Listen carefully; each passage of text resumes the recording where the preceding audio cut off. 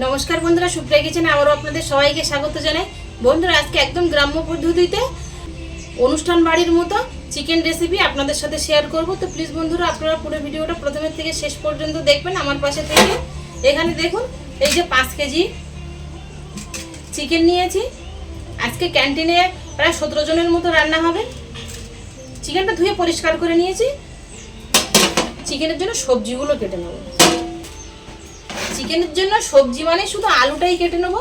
আর যে মশলাগুলো লাগে, পেঁয়াজ, রসুন, আদা,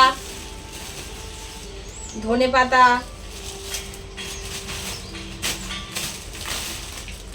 আলু, টমেটো, এগুলো সব কেটে নেবো।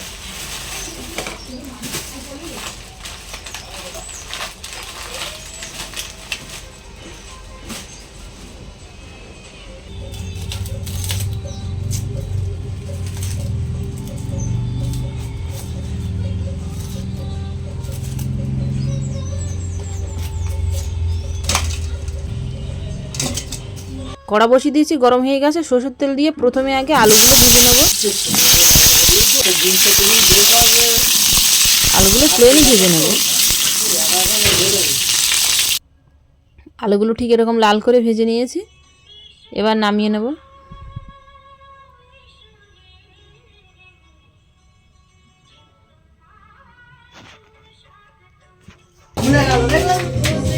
এবার রান্নার জন্য সরষের তেল দিয়ে দেবো প্রায় 6টা মতো। গোটা গরম মশলা দিয়ে দেবো আর পেঁয়াজ কুচি আর কাঁচা লঙ্কা কুচি একসাথে দিয়ে দেবো।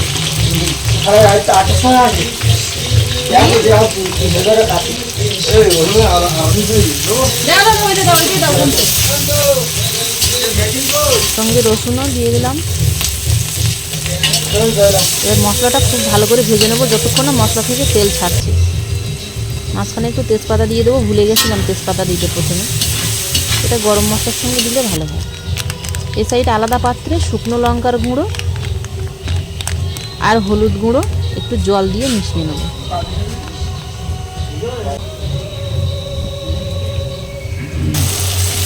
মশলাটা থেকে দেখলাম আস্তে আস্তে তেল ছাড়তে শুরু হচ্ছে। কিন্তু পেঁয়াজ, রসুন, কাঁচা লঙ্কার মধ্যে কিন্তু যে কোনো সবজির মধ্যে একটা জল বেরোয়, সেই জলটা শুকিয়ে যাবে।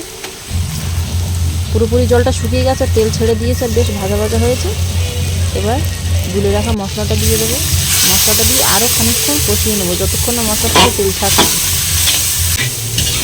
মশলা থেকে দেখুন খুব সুন্দর করে এরকম তেল ছেড়ে দিয়েছে। আর কষানোর কালারটা দেখুন কত সুন্দর হয়েছে। এবার ধুয়ে রাখা চিকেনগুলো দিয়ে দেবো।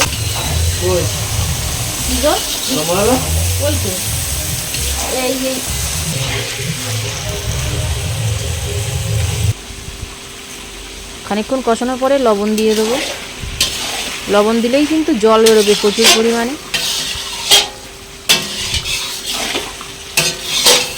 দেখুন কতটা জল বেরিয়েছে। মিনিট 2-3 পরে হাই ফ্লেমে কিন্তু এই জলটা পুরোপুরি দেখুন শুকিয়ে নিয়েছি। আর এরকম দেখুন তেল ছাড়তে শুরু হয়েছে। এবার এর মধ্যে টমেটো আর আদা বাটাটা দিয়ে দেবো। আবারও ভালো করে কষিয়ে নেব পুরোপুরি যেন তেল ছেড়ে দেয় মাংস থেকে। এবার মিডিয়াম থেকে লো ফ্লেমে কিন্তু কষাতে হবে, তাহলে আবার নিচে লেগে যাবে। মাঝখানে আলুগুলোও দিয়ে দেবো।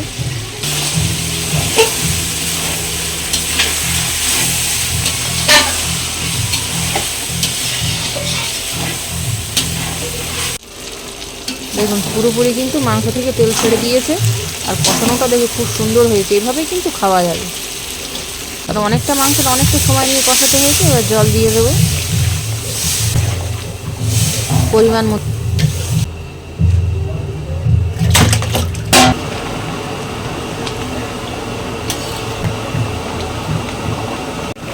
ঝোলটা ফুটতে ফুটতে কিন্তু দেখুন প্রায় গায়ে গায়ে হয়েছে।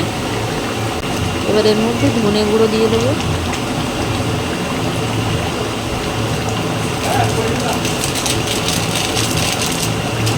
জিরে গুঁড়ো,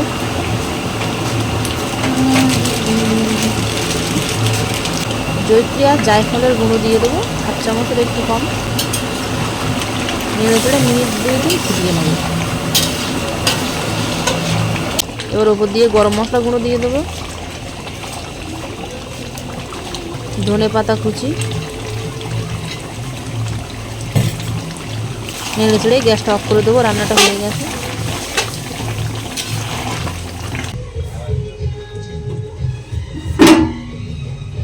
রান্না শেষ।